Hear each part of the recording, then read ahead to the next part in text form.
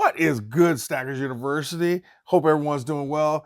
Apologize, I took a little extra long break coming out of that holiday, but we're back in it and let's just get after it. Because when it comes to stacking gold and silver, it's hard to tell anyone how they should be buying or selling their metals. At the same time, we can learn some valuable lessons from others, which will help us separate facts from fiction from preferences. Over the last week or two, I've noticed a good number of videos challenging some of the foundational principles I preach on this channel, particularly about how we should buy our gold and silver. In addition to that, there was this whole saga that Silver Dragons went through with trying to verify a gold bar that he had purchased, which led to a number of other videos declaring that gold bars in particular should be avoided or at least be handled with caution. Well, I don't think any of those videos were talking about Stackers University or taking shots at the channel or anything like that, and I didn't take any of them personally. It did get my wheels spinning, particularly around what we believe and how we make decisions, especially as it can create blind spots for us. And here's the reality. No matter how open-minded we try to be, we all have this tendency to seek out information that we agree with, information that fits our narrative or affirms what we believe, or what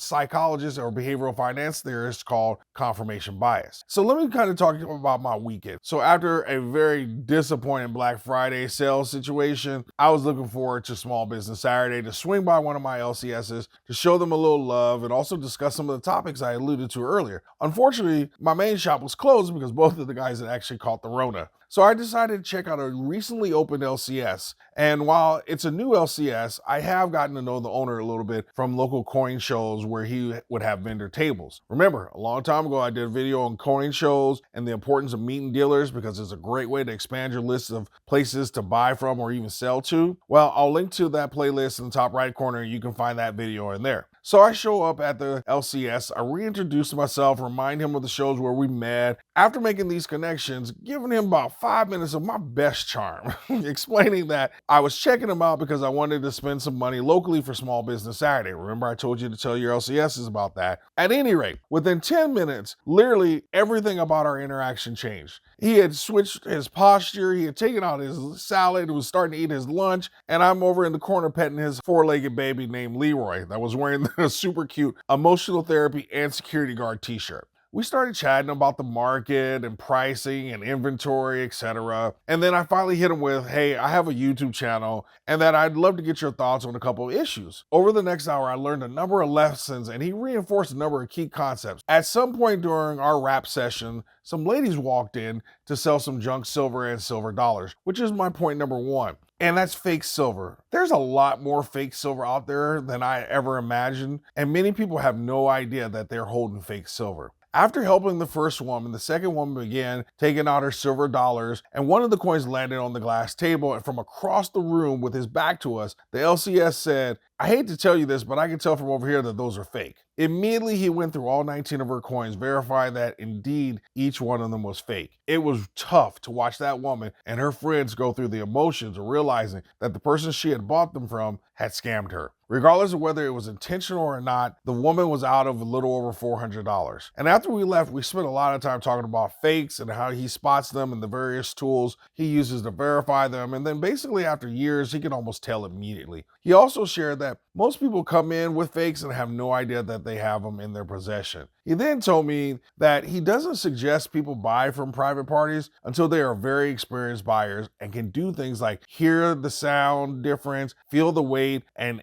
be able to know the dimension difference when it comes to dealing with fakes. Which then led to lesson number 2, which was about bars and coins. He started out by saying it's 100% about choice, to which I responded, 100%? Question mark? He said 100%. In a nutshell, he shared that when it comes to silver, it doesn't really matter all the way up until you get to kilos. Anything over the kilos, that's when it starts to be a little bit problematic for dealers because it's a unique buyer that's looking for a 100-ounce bar and you got to really hold on to them. So then we ventured into gold again, and he was rather agnostic about gold as well, which then led to point number 3, which was your local coin shop should always be willing to buy whatever it is you have in your possession. He said that we're in the business of buying and selling, and regardless if it's a generic bar or an eagle or a buffalo, easier to sell eagles and buffaloes because Joe Public doesn't know any better, and people just like the look and the feel of a coin because they can put their hands on it and touch it, unlike a bar that's in an assay. Regardless, he was very clear that any financial solvent LCS should be willing to buy. In fact, he said that sometimes it's better to have bars when prices and premiums and inventories are high because it allows a budget-sensitive buyer to still purchase. So he doesn't really seem to care. His only caveat leads us to point number 4. But before we do that, if you're liking this video, if you're learning anything, if you're getting any value out of this video,